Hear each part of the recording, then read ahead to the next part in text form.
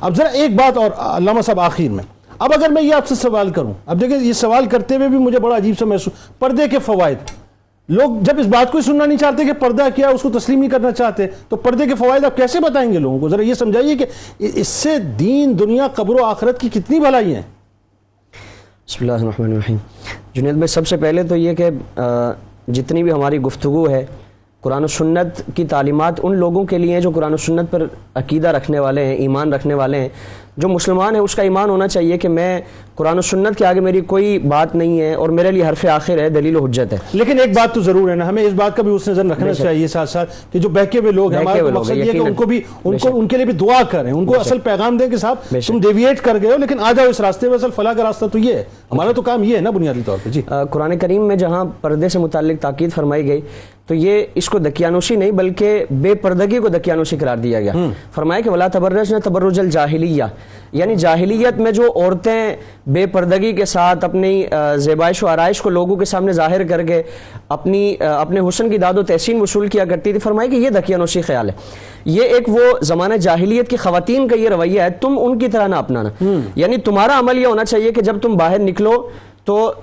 یا النبی کل ازواجی کا و بناتی کا و نساء المؤمنین یدنین علیہن من جلابیبہن، یعنی اگر ضرورت کی وجہ سے باہر نکلنا بھی پڑے تو اپنے چہرے پر اپنی چادروں کا کچھ حصہ ڈال لیں، یعنی اپنے وجود کو اس طرح ڈھانپ کر باہر نکلے کہ کسی کی بری نظر تمہاری عفت و پارسائی کو وہ داغدار نہ کر سکے۔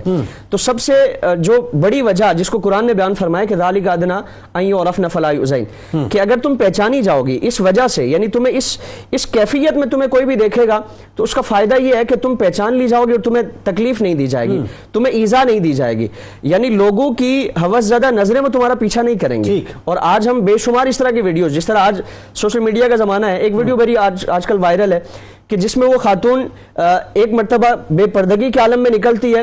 اور لاکھوں ایسے افراد ہیں جہاں سے وہ گزرتی ہے وہ بری نظر سے اس کو کوئی آوازیں کستا ہے، کوئی اس طرح کی اشارے کرتا ہے، اور وہی خاتون جب پردے کی حالت میں اس کیفیت میں وہ نکلتی ہے اور انہی بازاروں کا، انہی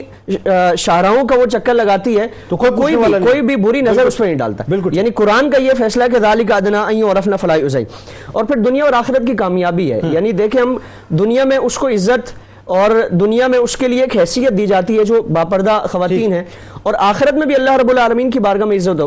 اور قدر و منزلت ہے۔ اچھا، اس میں جو جتنی باتیں آپ کر رہے ہیں اس میں فائدہ تو عورت ہی کا ہے نا؟ بے شک، عورت کی ڈگنیٹی، عورت کی تکریم، عورت کا وقار، عورت کی عزت، عورت کی مرتبت، یہ بات ہے، اور کیا اس میں ہے؟ اور عورت کی جب عزت اور قدر و منزلت ہے تو اس کی وجہ سے اس کے والدین ہیں، اس کے بہن بھائی ہیں، اس کی اولاد ہے، یعنی پورے معاشرے کی عزت اس کی وجہ سے ہے۔ اگر وہ اپنی عزت و پارسائی کو سنبھال کر رکھتی ہے تو صرف اس کی عزت نہیں بلکہ اس کی وجہ سے پورے خاندان کی عزت ہے جو اللہ رب العالمین نے اس پردے میں پنا رکھی ہے۔ ہم ازواج مطہرات کا معاملہ دیکھیں، جب پردے کے احکام نازل ہو رہے ہیں، حضرت سودا بنت زمعہ رضی اللہ تبارک و تعالیٰ عنہا آپ گھر سے باہر نہیں نکلتی، آپ سے عرض کیا جاتا ہے کہ آپ حج کے لیے تشریف لے چلیں، آپ عمرے کے لیے تشریف لے چلیں، تو آپ نے فرمایا کہ نہیں، مجھ پر اللہ نے جو آج فرض فرمایا تھا میں نے اس کی ادائیگی کر لی ہے، اب میں بغیر کسی وجہ کے اپنے گھر سے نہیں نکلوں گی۔ یعنی ازواج مطہرات کا یہ معاملہ ہے۔ اور پھر حضرت شیخ محقق نے ایک واقعہ نقل فرمایا، حضرت شیخ نظام الدین ابو المؤید رضی اللہ تبارک و تعالیٰ اخبار الاخیار میں فرماتے ہیں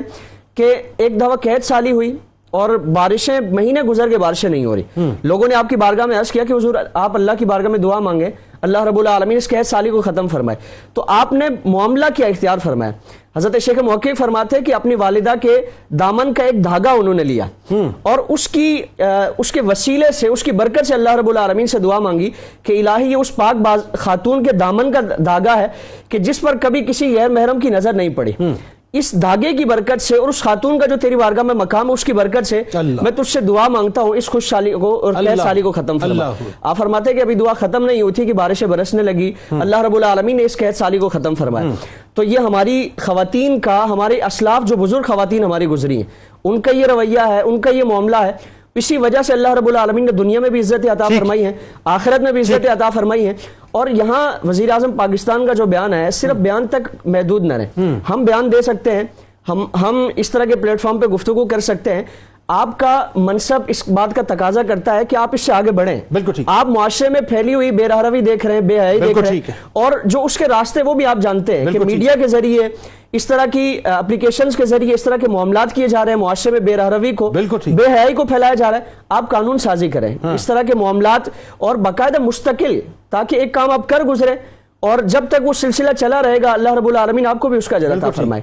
صرف بیان بازی ہی کافی نہیں, اللہ رب العالمین آپ کو استقامت بھی عطا فرمائے اور اس کو عملی جامہ پہنانے کی